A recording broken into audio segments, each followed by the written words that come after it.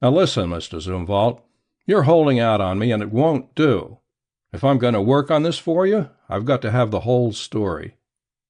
He looked thoughtfully at me for a moment through screwed-up blue eyes. Then he got up and went to the door of the outer office, opening it. Past him I could see the bookkeeper and the stenographer sitting at their desks. Zunvolte closed the door and returned to his desk, leaning across it to speak in a husky undertone. "You're right, I suppose, but what I am going to tell you must be held in the strictest confidence." I nodded, and he went on. "About 2 months ago, one of our clients, Stanley Gorham, turned $100,000 worth of Liberty bonds over to us. He had to go to the Orient on business, and he had an idea that the bonds might go to par under his absence. So he left them with us to be sold if they did. Yesterday I had occasion to go to the safe deposit box where the bonds had been put, in the Golden Gate Trust Company's vault, and they were gone." "Anybody except you and your partner have access to the box?" "No." "When did you see the bonds last?" "They were in the box the Saturday before Dan left, and one of the men on duty in the vault told me that Dan was there the following Monday." "All right. Now let me see if I've got it all straight. Your partner, Daniel Rathbone, was supposed to leave for New York on the 27th of last month, Monday, to meet an R.W. Dupuy. But Rathbone came into the office that day with his baggage and said that important personal affairs made it necessary for him to postpone his departure, that he had to be in San Francisco the following morning. But he didn't tell you what that personal business was. You and he had some words over the delay, as you thought it important that he keep the New York engagement on time. You weren't on the best of terms at the time, having quarreled a couple of days before that over a shady deal Rathbone had put over, and so you—" "Don't misunderstand me," Zunvolte interrupted. "Dan had done nothing dishonest. It was simply that he had engineered several transactions that, well, I thought he had sacrificed ethics to profits." "I see. Anyhow, starting with your argument over his not leaving for New York that day, you and he wound up by dragging in all of your differences and practically decided to dissolve partnership as soon as it could be done. The argument was concluded in your house out on 14th Avenue, and as it was rather late by then and he had checked out of his hotel before he had changed his mind about going to New York, he stayed there with you that night." "That's right," Zunvolte explained. "I have been living at a hotel since Mrs. Zunvolte has been away, but Dan and I went out to the house because it gave us the utmost privacy for our talk, and when we finished it was so late that we remained there." "Then the next morning you and Rathbone came down to the office and—" "No," he corrected me. "That is, we didn't come down here together. I came here while Dan went to transact whatever it was that kept him in town. He came into the office a little after noon and said he was going east on the evening train. He sent Quimby, the bookkeeper, down to get his reservations and to check his baggage, which he had left in the office here overnight. Then Dan and I went out to lunch together, came back to the office for a few minutes. He had some mail to sign, and then he left." "I see. After that you didn't hear from or of him until about 10 days later, when Dupuy wired to find out why Rathbone hadn't been to see him." "That's right. As soon as I got Dupuy's wire, I sent one to Dan's brother in Chicago, thinking perhaps Dan had stopped over with him, but Tom wired back that he hadn't seen his brother. Since then, I've had 2 more wires from Dupuy. I was sore with Dan for keeping Dupuy waiting, but still I didn't worry a lot. Dan isn't a very reliable person, and if he suddenly took a notion to stop off somewhere between here and New York for a few days, he'd do it. But yesterday, when I found that the bonds were gone from the safe deposit box and learned that Dan had been to the box the day before he left, I decided that I'd have to do something, but I didn't want the police brought into it if it can be avoided. I feel sure that if I can find Dan and talk to him, we can straighten the mess out somehow without scandal. We had our differences, but Dan's too decent a man, and I like him too well, for all his occasional wildness, to want to see him in jail. So I want him found with as much speed and as little noise as possible." "Has he got a car?" "Not now. He had one, but he sold it 5 or 6 months ago." "Where'd he bank? I mean his personal account." "At the Golden Gate Trust Company." "Got any photos of him?" "Yes." He brought out 2 from a desk drawer, one full face and the other a 3/4 view. They showed a man in the middle of his life with shrewd eyes set together in a hatchet face under dark, thin hair, but the face was rather pleasant for all its craftiness. How about his relatives, friends, and so on, particularly his feminine friends? His only relative is the brother in Chicago. As to his friends, he probably had as many as any man in San Francisco. He was a wonderful mixer. Recently, he has been on very good terms with a Mrs. Earnshaw, the wife of a real estate agent. She lives on Pacific Street, I believe. I don't know just how intimate they were, but he used to call her up on the phone frequently, and she called him here nearly every day. Then there is a girl named Eva Duthie, a cabaret entertainer, who lives in the 1100 block of Bush Street. And there were probably others, too, but I know of only those two. Have you looked through his stuff here? Yes, but perhaps you'd like to look for yourself.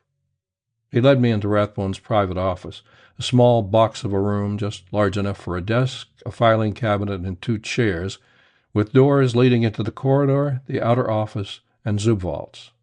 While I'm looking around, you might get me a list of the serial numbers of the missing bonds, I said.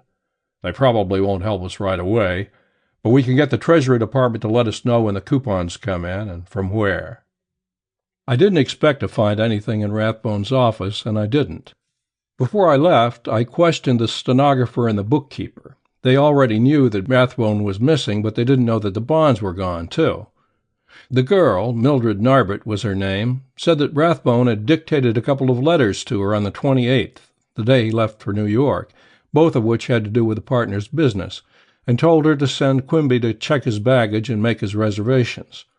When she returned from lunch, she had typed the 2 letters and taken them in for him to sign, catching him just as he was about to leave.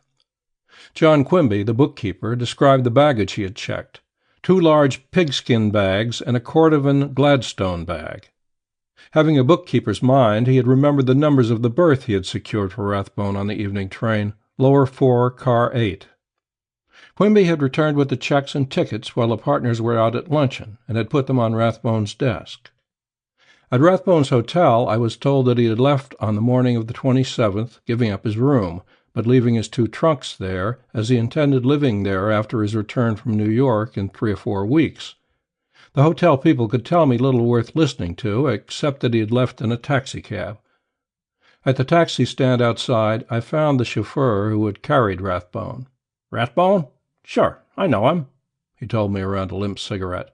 "Yeah, I guess it was about that date that I took him down to the Golden Gate Trust Company. He had a couple of big yellow bags and a little brown one. He busted into the bank, carrying the little one, and right out again, looking like somebody had kicked him on his corns. Had me take him to the Phelps Building." The offices of Rathbone and Zunvolte were in that building. "And didn't give me a jit over my fare." At the Golden Gate Trust Company, I had to plead and talk a lot, but they finally gave me what I wanted. Rathbone had drawn out his account, a little less than $5,000, on the 26th of the month, the Saturday before he left town. From the trust company, I went down to the Ferry Building baggage rooms and cigared myself in to a look at the records for the 28th. Only 1 lot of 3 bags had been checked to New York that day. I telegraphed the numbers and Rathbone's description to the agency's New York office, instructing them to find the bags and, through them, find him. Up in the Pullman Company's offices, I was told that Car 8 was the through car, and they could let me know within a couple of hours whether Rathbone had occupied his berth all the way to New York. On my way up to the 1100 block of Bush Street, I left one of Rathbone's photographs with a photographer, with a rush order for a 12 copies. I found Eva Duthie's apartment after about 5 minutes of searching vestibule directories and got her out of bed. She was an undersized blonde girl of somewhere between 19 and 29, depending upon whether you judged by her eyes or by the rest of her face. "I haven't seen or heard from Mr. Rathbone for nearly a month," she said. "I called him at his hotel the other night. Had a party I wanted to ring him in on, but they told me he was out of town and wouldn't be back for a week or 2. Then in answer to another question, "Yes, we were pretty good friends, but not especially thick. You know what I mean? We had a lot of fun together, but neither of us meant anything to the other outside of that. Dan is a good sport, and so am I." Mrs. Earnshaw wasn't so frank. But she had a husband, and that makes a difference. She was a tall, slender woman, as dark as a gypsy, with a haughty air and a nervous trick of chewing her lower lip.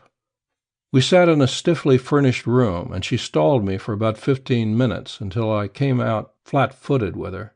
"It's like this, Mrs. Earnshaw," I told her. "Mr. Rathbone has disappeared, and we are going to find him. You're not helping me, and you're not helping yourself. I came here to get what you know about him. I could have gone around asking a lot of questions among your friends, and if you don't tell me what I want to know, that's what I'll have to do. And while I'll be as careful as possible, still there's bound to be some curiosity aroused, some wild guesses, and some talk. I'm giving you a chance to avoid all that. It's up to you." "You are assuming," she said coldly, "that I have something to hide." "I'm not assuming anything. I'm hunting for information about Daniel Rathbone." She bit her lip on that for a while, and then the story came out bit by bit, with a lot in it that wasn't any too true, but straight enough in the long run. Stripped of the stuff that wouldn't hold water, it went like this. She and Rathbone had planned to run away together. She had left San Francisco on the 26th, going directly to New Orleans. He was to leave the next day, apparently for New York, but he was to change trains somewhere in the Middle West and meet her in New Orleans. From there they were to go by boat to Central America. She pretended ignorance of his designs upon the bonds. Maybe she hadn't known. Anyhow, she had carried out her part of the plan, but Rathbone had failed to show up in New Orleans. She hadn't shown much care in covering her trail, and private detectives employed by her husband had soon found her. Her husband had arrived in New Orleans, and apparently not knowing that there was another man in the deal, had persuaded her to return home. She wasn't a woman to take kindly to the jilting Rathbone had handed her, so she hadn't tried to get in touch with him or to learn what had kept him from joining her. Her story rang true enough, but just to play safe, I put out a few feelers in the neighborhood, and what I learned seemed to verify what she had told me. I gathered that a few of the neighbors had made guesses that weren't a million miles away from the facts. I got the Pullman company on the telephone and was told that Lower 4, Car 8, leaving for New York on the 28th, hadn't been occupied at all. Zunvolte was dressing for dinner when I went up to his room at the hotel where he was staying. I told him all that I had learned that day and what I thought of it. Everything makes sense up until Rathbone left the Golden Gate Trust Company vault on the 27th, and after that nothing does. He had planned to grab the bonds and elope with Mrs. Earnshaw, and he had already drawn out of the bank all his own money. That's all orderly. But why should he have gone back to the office? Why should he have stayed in town that night? What was the important business that held him? Why should he have ditched Mrs. Earnshaw? Why didn't he use his reservations at least part of the way across the country as he had planned? False trail, maybe, but a rotten one. There's nothing to do, Mr. Zunvolte, but to call in the police and the newspapers and see what publicity and a nationwide search will do for us. But that means jail for Dan, with no chance to quietly straighten the matter up, he protested. It does, but it can't be helped. And remember, you've got to protect yourself. You're his partner. While not criminally responsible, you are financially responsible for his actions. You've got to put yourself in the clear. He nodded reluctant agreement, and I grabbed the telephone. For 2 hours I was busy giving all the dope we had to the police, and as much as we wanted published to the newspapers, who luckily had photographs of Rathbone, taken a year before when he had been named as correspondent in a divorce suit. I sent off 3 telegrams, one to New York asking that Rathbone's baggage be opened as soon as the necessary authority could be secured. If he hadn't gone to New York, the baggage should be waiting at the station. One to Chicago, asking that Rathbone's brother be interviewed and then shadowed for a few days. And one to New Orleans, to have the city searched for him. Then I headed for home and bed. News was scarce, and the papers the next day had Rathbone spread out all over the front pages, with photographs and descriptions and wild guesses and wilder clues that had materialized somehow within the short space between the time the newspapers got the story and the time they went to press. I spent the morning preparing circulars and plans for having the country covered, and arranging to have steamship records searched. Just before noon, a telegram came from New York itemizing the things found in Rathbone's baggage. The contents of the 2 large bags didn't mean anything. They might have been packed for use or for a stall. But the things in the Gladstone bag, which had been found unlocked, were puzzling. Here's the list. 2 suits silk pajamas, 4 silk shirts, 8 linen collars, 4 suits underwear, 6 neckties, 6 pairs socks, 18 handkerchiefs, 1 pair military brushes, 1 comb, 1 safety razor, 1 tube shaving cream, 1 shaving brush, 1 toothbrush, 1 tube toothpaste, 1 can talcum powder, 1 bottle hair tonic, 1 cigar case holding 12 cigars, 1 .32 Colt's revolver, 1 map of Honduras, 1 Spanish-English dictionary, 2 books postage stamps, 1 pint Scotch whiskey, and 1 manicure set. Zunvolte, his bookkeeper, and his stenographer were watching 2 men from headquarters search Rathbone's office when I arrived there. After I showed them the telegram, the detectives went back to their examination. "What's the significance of that list?" Zunvolte asked. "It shows there's no sense to the thing the way it now stands," I said. "That Gladstone bag was packed to be carried. Checking it was all wrong. It wasn't even locked. And nobody ever checks Gladstone bags filled with toilet articles, so checking it for a stall would have been the bunk. Maybe he checked it as an afterthought to get rid of it when he found he wasn't going to need it, but what could have made it unnecessary to him? Don't forget that it's apparently the same bag he carried into the Golden Gate Trust Company vault when he went for the bonds. Damned if I can dope it." "Here's something else for you to dope," one of the city detectives said, getting up from his examination of the desk and holding out a sheet of paper. "I found it behind one of the drawers where it had slipped down." It was a letter written with blue ink in a firm, angular, and unmistakably feminine hand on heavy white notepaper. "Dear Danny boy, if it isn't too late, I've changed my mind about going. If you can wait another day until Tuesday, I'll go. Call me up as soon as you get this, and if you still want me, I'll pick you up in the roadster at the Shattuck Avenue station Tuesday afternoon. More than ever yours, Boots."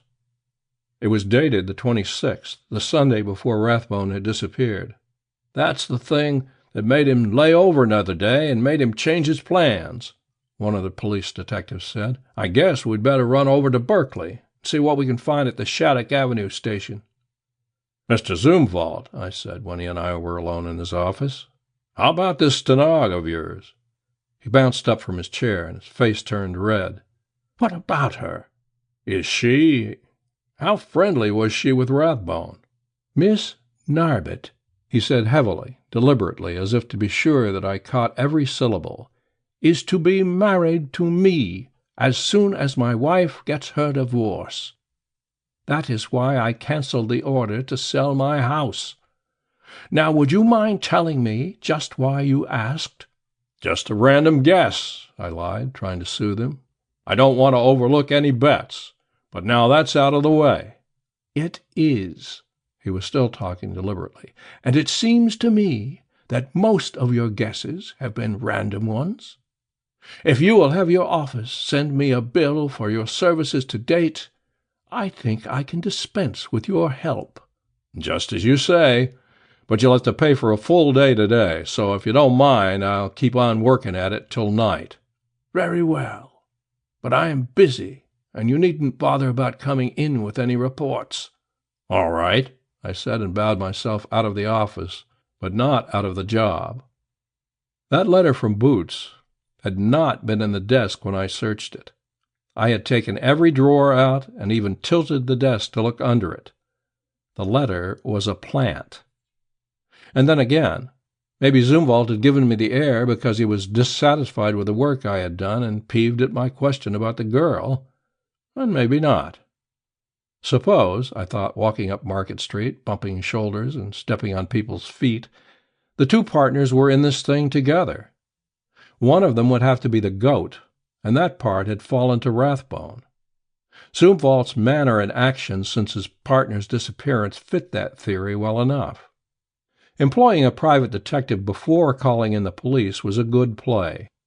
In the first place, it gave him the appearance of innocence. Then the private sleuth would tell him everything he learned, every step he took, giving Zunvolte an opportunity to correct any mistakes or oversights in the partner's plans before the police came into it, and if the private detective got on dangerous ground, he could be called off. And suppose Rathbone was found in some city where he was unknown, and that would be where he'd go. Zunvolte would volunteer to go forward to identify him. He would look at him and say, "No, that's not him." Rathbone would be turned loose, and that would be the end of that trail. This theory left the sudden change in Rathbone's plans unaccounted for, but it made his return to the office on the afternoon of the 27th more plausible. He had come back to confer with his partner over that unknown necessity for the change, and they had decided to leave Mrs. Earnshaw out of it. Then they had gone to Zunvolte's house. For what? And why had Zunvolte decided not to sell the house? And why had he taken the trouble to give me an explanation? Could they have cached the blondes there? A look at the house wouldn't be a bad idea. I telephoned Bennett at the Oakland Police Department.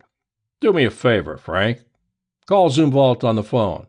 Tell him you've picked up a man who answers Rathbone's description to a T, and ask him to come over and take a look at him. When he gets there, stall him as long as you can, pretending the man is being fingerprinted and measured or something like that, and then tell him you've found the man isn't Rathbone and that you're sorry to have brought him over there, and so on. If you only hold him for half or three-quarters of an hour, it will be enough. It will take him more than half an hour traveling each way. Thanks." I stopped in at the office, stuck a flashlight in my pocket, and headed for 14th Avenue. Zunvolte's house was a two-story, semi-detached one, and the lock on the front door held me up about 4 minutes. A burglar would have gone through it without checking his stride. This breaking into the house wasn't exactly according to the rules, but on the other hand, I was legally Zunvolte's agent until I discontinued work that night, so this crashing in wouldn't be considered illegal. I started at the top floor and worked down. Bureaus, dressers, tables, desks, chairs, walls, woodwork, pictures, carpets, plumbing. I looked at everything that was thick enough to hold paper. I didn't take things apart, but it's surprising how speedily and how thoroughly you can go through a house when you're in training. I found nothing in the house itself, so I went down into the cellar. It was a large cellar and divided in two. The front part was paved with cement and held a full coal bin, some furniture, some canned goods, and a lot of odds and ends of housekeeping accessories. The rear division, behind a plaster partition where the steps ran down from the kitchen, was without windows and illuminated only by one swinging electric light, which I turned on. A pile of lumber filled half the space. On the other side, barrels and boxes were piled up to the ceiling. 2 sacks of cement lay beside them, and in another corner was a tangle of broken furniture. The floor was of hard dirt. I turned to the lumber pile first. I wasn't in love with the job ahead of me, moving the pile away and then back again, but I needn't have worried. A board rattled behind me, and I wheeled to see Zunvolte rising from behind a barrel and scowling at me over a black automatic pistol. "Put your hands up," he said. I put them up. I didn't have a pistol with me, not being in the habit of carrying one, except when I thought I was going to need it. But it would have been all the same if I'd had a pocket full of them. I don't mind taking chances, but there's no chance when you're looking into the muzzle of a gun that a determined man is holding on you. So I put my hands up, and one of them brushed against the swinging light globe. I drove my knuckles into it. As the cellar went black, I threw myself backward and to one side. Zunvolte's gun streaked fire. Nothing happened for a while. I found that I had fallen across the doorway that gave to the stairs in the front cellar. I figured that I couldn't move without making a noise that would draw lead, so I lay still. Then began a game that made up in tenseness what it lacked in action. The part of the cellar where we were was about 20 by 20 feet and blacker than a new shoe.